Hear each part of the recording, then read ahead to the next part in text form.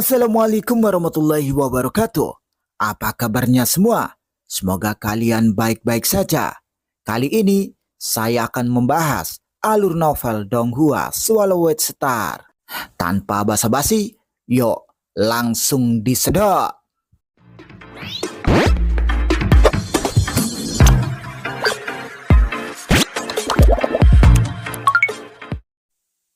Melanjutkan dari cerita sebelumnya, saat Luo Feng melanjutkan turnya. "Luohe, ku dengar kau telah mencapai tingkat kedua Raja Dewa." Raja Negara Yu mengirim pesan. "Anda berpengetahuan luas." Luo Feng tertawa dan tidak menyangkalnya. "Mengesankan.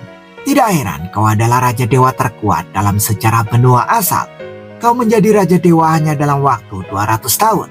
Dan sekarang, kau bahkan telah mencapai tingkat kedua dari alam Raja Dewa," seru penguasa kerajaan Yu. "Di benua asal, ada banyak orang yang lebih kuat dariku," jawab Luo Feng sambil tersenyum. "Dengan bakatmu, kau sepenuhnya mampu mencapai alam tertinggi," kata penguasa kerajaan Yu. "Alam tertinggi jauh lebih sulit daripada alam Raja Dewa tingkat kedua," kata Luo Feng. "Ya, itu memang terlalu sulit," desah penguasa kerajaan Yu. Dia bahkan belum memahami satupun teknik rahasia tingkat tertinggi. Berita bahwa Luo Feng mengalahkan Raja Dewa tingkat kedua dengan satu cahaya kekacauan yang tidak bisa dihancurkan dengan cepat menyebar, dan bahkan ada gambar pertempuran yang terperinci. Luo ini bahkan tidak memperlihatkan kekuatan fisiknya, tetapi hanya melepaskan cahaya pedang untuk mengalahkan Raja Dewa tingkat kedua biasa. Penguasa kerajaan Tiankun di kerajaan Xi juga menaruh perhatian penuh pada informasi ini dengan seksama menyaksikan rekaman pertempuran. Cahaya pedang ini bukanlah senjata atau harta karun, melainkan kondensasi kekuatan. Pedang ini memiliki kekuatan yang sangat mengerikan. Pedang ini memiliki aspek-aspek yang mengerikan, seperti semuanya harus dipotong, tidak ada jalan keluar, energi abadi, dan masih banyak lagi. Penguasa kerajaan Tiankun memiliki tingkat kultivasi yang tinggi dan dapat memahami banyak aspek mengerikan dari cahaya pedang ini.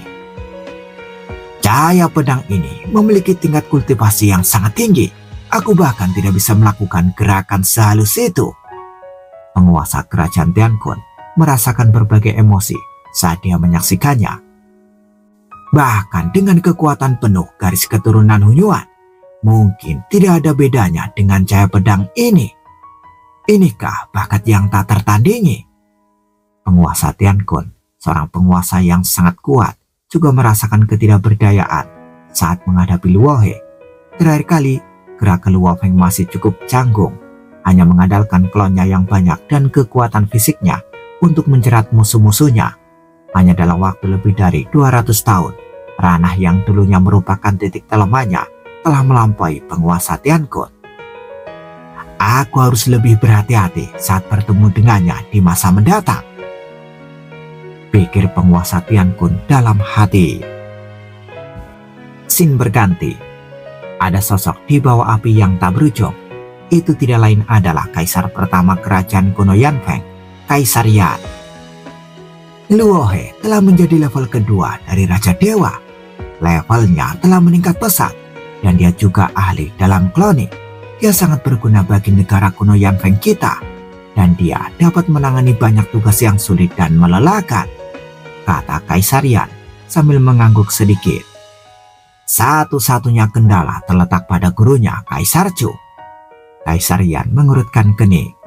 Dia percaya bahwa di satu sisi, para kaisar terintimidasi oleh kekuatan mereka, dan di sisi lain, mereka diberi penghargaan dan sumber daya. Jadi Luo Feng akan dengan patuh menundukkan kepalanya dan bekerja keras tanpa mengeluh. Tetapi dengan Kaisar Chu di sini, Kaisar Chu pasti akan melindungi kepentingan murid-muridnya. Kembali ke tempat Luo Feng. Kali ini, setelah menunjukkan sedikit kekuatan dan menyebabkan beberapa gangguan, Luo Feng masih terus berjalan-jalan dengan santai.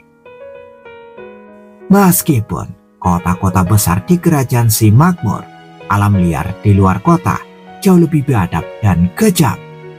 Luo Feng sedikit mengernyit dan memperhatikan sebuah kapal perang terbang menuju sebuah suku di kejauhan. Hanya ada beberapa ribu makhluk hidup dalam suku itu. Di kapal perang itu ada tim elit yang terdiri dari 10 dewa sejati ruang hampa dan 100 dewa sejati.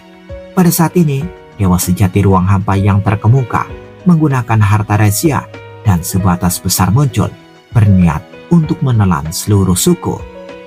Tidak bagus, melarikan diri! Terjadi kepanikan di suku itu. Tim di kapal perang itu sangat santai. Mereka sudah lama terbiasa dengan tugas-tugas seperti itu. Cukup banyak makhluk yang harus ditangkap setiap periode waktu, dan ini harus dikorbankan. Jika jumlahnya tidak mencukupi, mereka harus mengorbankan nyawa untuk menebusnya. Minggir! Dengan teriakan itu, kapal perang itu pun terdorong ratusan juta kilometer jauhnya dalam sekejap, dan suku ini pun berhasil bertahan hidup. Ribuan makhluk di suku itu menatap pemandangan ini dengan tatapan kosong. Tas-tas besar dan kapal-kapal perang yang awalnya tinggi di langit semuanya menghilang. Cepat pergi, tempat ini telah ditemukan. Kita harus bersembunyi lebih dalam di pegunungan. Cepatlah, ayo bergerak cepat. Suku itu segera bertindak. Hanya dengan membawa barang-barang penting, seluruh suku menaiki perahu terbang dan diam-diam menuju daerah yang lebih terpencil, tempat untuk bermigrasi. Luo Feng menyaksikan migrasi seluruh suku dari kejauhan. Ini adalah kerajaan Si. Kerajaan ini ahli dalam membuat makanan lezat, tetapi juga dapat melahap makhluk yang tak terhitung jumlahnya. Luo Feng menggelengkan kepalanya sedikit. Hari itu, Tuan Tian Kun juga ingin melahap makhluk hidup yang tak terhitung jumlahnya untuk waktu yang lama. Ini juga menjadi alasan mengapa kerajaan Si menyerbu daerah sekitarnya dan menggunakan metode yang kejam. Penguasa Tian Kun melindungi kemakmuran kota-kota besar dan menjaga keberlanjutan suku-suku liar. Dia hanya menangkap sebagian dari mereka secara teratur. Hanya ketika dia mencaplok negara lain, itu saatnya baginya untuk makan besar. Inilah yang terjadi di benua asal. Tapi ini bukanlah apa-apa. Luo Feng mendesah. Ada banyak orang yang lebih kejam dan keji di benua asal daripada Tuan Tian Kun. Luo Feng berjalan kemana-mana. Negara-negara kelas 2 bermunculan silih berganti. Banyak negara kelas 3 pun bermunculan. Luo Feng bahkan pergi ke kerajaan Tianmu dan kerajaan Wanji, melewati banyak negara kecil di sekitarnya, mengambil rute melalui kerajaan kuno Guntur, dan akhirnya menginjakan kaki di ladang es Tianji dari perbatasan kerajaan kuno Guntur. Luo Feng telah bepergian ke seluruh benua asal, kecuali daerah kutub timur yang paling terpencil. Selama proses ini, Luo Feng juga menerima beberapa murid terdaftar satu demi satu. Saat ini, angin dan salju menderu. Lapangan es Tianji menjadi lebih dingin saat memasuki lebih dalam, dan suku-suku biasa tidak dapat bertahan hidup di sebagian besar tempat di alam liar. Makhluk yang tak terhitung jumlahnya kemudian membangun kota satu demi satu. Luo Feng berjalan sendirian di salju. Telinga Luo Feng berkedut. Dia mendengar suara musik yang merdu. Ini musik yang bagus. Mata Luo Feng berbinar. Dia telah menjelajah ke sebagian besar benua asal dan mendengarkan terlalu banyak musik, dan semakin sedikit yang dapat membuat jantungnya berdebar. Luo Feng memandang sekilas dan melihat kota terpencil yang tertutup es di kejauhan. Di atas kota itu ada sosok yang memegang daun dan memainkan musik sendirian. Suara musik itu menyebar ke seluruh kota. Suara permainan yang sunyi menghangatkan jiwa. Luo Feng mengingat masa-masa ketika ia dan istrinya Susin masih bersekolah, dan juga melihat pemandangan saat bermain dengan putra-putranya Luo Ping dan Luo He. Luo Feng tentu saja tenggelam dalam kenangan indah itu. An Feng ya, apakah kamu sudah selesai bermain? Setelah kamu selesai bermain, aku akan mengambil tindakan. Ada pasukan elit tidak jauh dari kota. Jenderal terkemuka berbicara hanya setelah suara permainan berhenti. Pemuda berpakaian putih di puncak kota berkata sambil tersenyum. Jenderal Sion, bisakah Anda membiarkan saya menyelesaikan memainkan lagu yang baru saja saya ciptakan. Anfengya, ini tanggung jawabku. Kau ingin aku mengambil tindakan, kata Jenderal Yon. Silakan, kata pemuda berpakaian putih itu sambil tersenyum. Dia melihat pasukan elit itu langsung berubah menjadi makhluk asing hitam. Dan makhluk asing hitam besar itu berusaha membunuh pemuda berpakaian putih itu. Pemuda berpakaian putih itu membalikkan tangannya dan mengeluarkan alat musik berbentuk oval dan mulai memainkannya. Kali ini suara musik berubah menjadi banyak ilusi menarik binatang hitam itu. Namun binatang hitam ini dengan kekuatan spiritualnya yang bersatu tidak takut sama sekali. Lagi pula kekuatannya saja tidak cukup.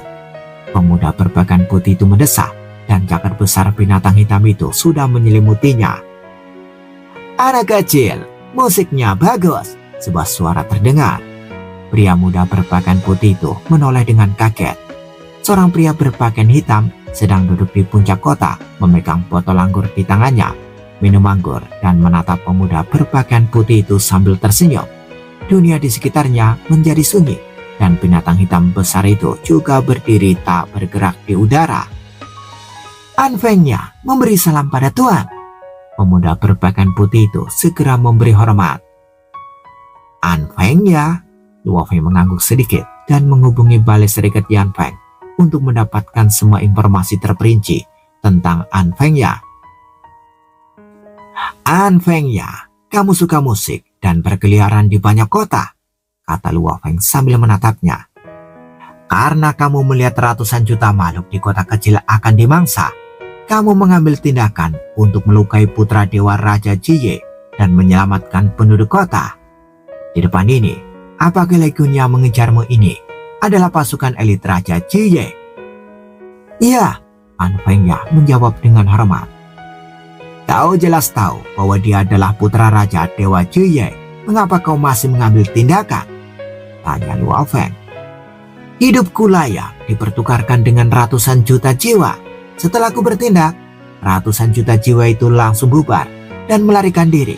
Aku yakin sebagian besar dari mereka dapat bertahan hidup, kata Anfengya sambil tersenyum.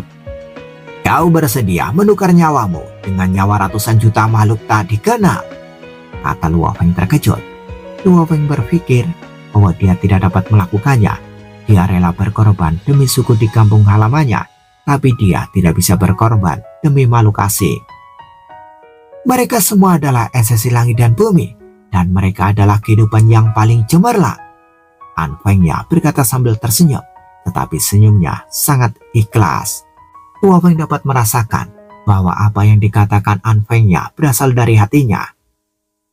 Sekarang ada 19 murid terdaftar di bawah sekteku. Apakah kamu bersedia menjadi murid yang ke-20? Kata Luo Feng sambil menatapnya. Anfengya terkejut dan tidak dapat menahan diri untuk berkata, Yang mulia, hamba telah menyinggung putra dewa Raja Jiye. Mulai hari ini tidak akan ada lagi Raja Dewa Jiye di benua asal. Luo Feng menatapnya sambil tersenyum. Anfengya terkejut dan segera berlutut. Murid Anfengya memberi hormat pada guru. Hahaha, Luo Feng tersenyum dan merasa sangat puas. Pada saat yang sama, klan Luo Feng telah melintasi kehampaan dan menemukan Raja Dewa Jiye. Di istana yang menjulang tinggi, di ruangan yang tenang, Raja Dewa Jiye menampakkan wujud aslinya, seekor burung besar. Bulu-bulu di tubuhnya dipenuhi kabut tebal seperti tinta. Ada sedikit warna merah darah di kepalanya dan matanya yang dingin tampak setengah tertutup. Ia dilahirkan di alam semesta asli dan datang ke benua asal melalui saluran reinkarnasi. Dia adalah kehidupan istimewa di alam semesta asli, terlahir sebagai seekor burung buas. Dia suka melahap makhluk hidup. Dia adalah mimpi buruk di alam semesta asli itu. Dia menghancurkan satu demi satu suku. Pada akhirnya, ia menjadi makhluk paling menakutkan di wilayah sekitar alam semesta asli itu. Semua makhluk hidup di alam semesta asli dilahap habis. Setelah ia menerobos reinkarnasi, makhluk-makhluk baru di area itu mendapat kelonggaran. Namun kekuatannya terus meningkat sejak ia tiba di benua asal. Dan kemudian ia juga menguasai alam semesta asli di kota asalnya. Inkarnasi kekuatan dewanya melahap makhluk hidup sesuka hatinya. Aku masih belum cukup kuat di benua asal, jadi aku harus menanggungnya. Raja Dewa Juye terlahir untuk suka melahap makhluk hidup, tetapi sekarang ia hanya bisa sedikit memuaskan seleranya di wilayahnya sendiri. Kapan aku bisa benar-benar tak terkalahkan di benua asal, maka aku bisa menganggap seluruh benua asal sebagai tempatku berburu. Itu akan menjadi kesenangan dan kebebasan yang sesungguhnya. Ada harapan di mata dingin Raja Dewa Juye. Tiba-tiba, sebuah serangan tak kasat mata datang. Raja Dewa Juye berubah menjadi ketiadaan tanpa suara. Seolah-olah sebuah penghapus telah menghapusnya. Hilang begitu saja, dan senjata harta karun rahasianya dan benda-benda lainnya jatuh ke samping tanpa terpengaruh sama sekali. Di ruangan yang sunyi ini, Luo Feng berpakaian hitam muncul di sini. Terlalu lemah. Luo Feng mengelengkan kepalanya dengan lembut. Teknik pemusnahku baru saja menembus, dan dia pun lenyap. Jurus pemusnah agung merupakan gabungan dari 6 cabang dao hidup dan mati. Jurus ini memiliki karakteristik kutukan pembunuh dan dapat mempengaruhi semua klon lawan. Tentu saja, Raja Dewa Juye tidak memiliki klon.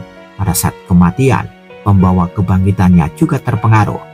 Karena kematiannya terlalu cepat, Raja Dewa Juye tidak sempat melakukan seni reinkarnasi.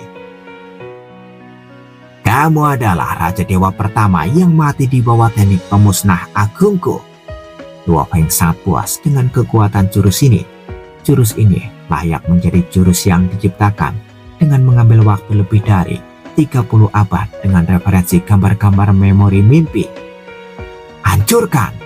Pikiran Luo Feng bergerak dan gumpulan asap hitam langsung melewati jarak yang jauh dan turun ke 7 anak Raja Dewa Juye, kecuali satu putri Raja Dewa Juye yang benci melahap makhluk hidup dan menjadi murid Raja Dewa lain. Ketujuh anak lainnya seperti Raja Dewa Juye suka melahap makhluk hidup.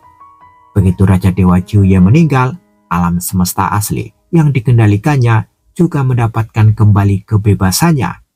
Berdengung, di luar alam semesta asli, miniatur alam semesta yang sedikit lebih kecil dan besar juga mulai runtuh. Tanah suci runtuh, leluhur meninggal. Ini tidak mungkin. Bagaimana mungkin leluhur bisa mati? Beberapa keturunan Raja Dewa Juye di miniatur alam semesta ini merasa ketakutan. Beberapa keturunan Raja Dewa Juye di miniatur alam semesta ini merasa ketakutan. Namun, orang-orang kuat di alam semesta asli dan banyak miniatur alam semesta bersorak. Makhluk-makhluk dari satu era reinkarnasi ke era reinkarnasi lainnya hidup di bawah bayang-bayang Raja Dewa Juye. Bahkan alam semesta asli pun dikendalikan. Mereka dulunya adalah makanan di piring Raja Dewa Juye yang memungkinkannya memilih dan makan tanpa perlawanan. Hingga hari ini, Raja Dewa Juye akhirnya meninggal dan mereka akhirnya mendapat kelegaan yang luar biasa. Meskipun kematian Raja Dewa Juye menarik perhatian beberapa kekuatan di benua asal, semua pihak tidak terlalu peduli. Lagi pula, Raja Dewa biasa tingkat pertama sering mati. Setelah Luo Feng mengirim muridnya An Fengya kembali ke kota Huyang, ia terus berjalan di benua asal. Lapangan es Tianji memiliki lingkungan yang keras, dan semakin dalam masuk, semakin dingin jadinya. Di sini, Luo Feng berjalan menuju suatu wilayah luas yang hangat dan nyaman, di mana tidak ada angin dan salju. Tumbuh-tumbuhan yang tak terhitung jumlahnya tumbuh subur dan banyak suku tinggal di alam liar. Lingkungan di sini nyaman dan jumlah praktisi telah meningkat pesat. Ini adalah alam leluhur api. Leluhur api telah lama tinggal di kota leluhur api dan menguasai wilayah yang sangat luas di sekitarnya. Karena keberadaannya, wilayah ini menjadi hangat dan cocok untuk bertahan hidup. Area ini menempati kurang dari 1/10 dari lapangan es Tianji, tetapi lebih dari separuh makhluk di lapangan es Tianji tinggal di sini. Ada 5 praktisi bebas dengan kekuatan kaisar di tingkat kedua Raja Dewa. Di antara mereka, Ratu Fengdu dan leluhur api keduanya sangat transenden. Alasan mengapa mereka transenden adalah karena dia tidak bertarung. Leluhur api tinggal di ladang es Tianji yang terpencil dan belum bergabung dengan pasukan manapun. dia hampir tidak terlihat dalam berbagai perebutan harta karun dan kekuatannya sangat kuat. Dia tidak bertarung, tetapi dia melindungi lebih dari separuh makhluk di lapangan es Tianji. Luo Feng berjalan di sepanjang jalan dan melihat kemakmuran alam leluhur api. Banyak sekali makhluk di sini yang sangat mengagumi sang leluhur api. Luo Feng juga melihat kota leluhur api dari kejauhan. Kota leluhur api bagaikan sumber kehangatan, berjalan dengan aturan-aturan tak kasat mata yang secara alami mempengaruhi wilayah yang luas. Meskipun dia tidak bertarung, dia melindungi banyak nyawa dengan kemampuan terbaiknya. Saya mengaguminya. Luo Feng juga merasa hormat. Hanya ada sedikit orang kuat di benua asal yang dia kagumi, dan leluhur api adalah salah satunya. Luo Feng terus berjalan. Luoi! Di kota leluhur api, sosok berambut merah dengan pakaian sederhana memandang Luo Feng dari kejauhan dan tersenyum. Benua asal akan memiliki keberadaan kuat lainnya.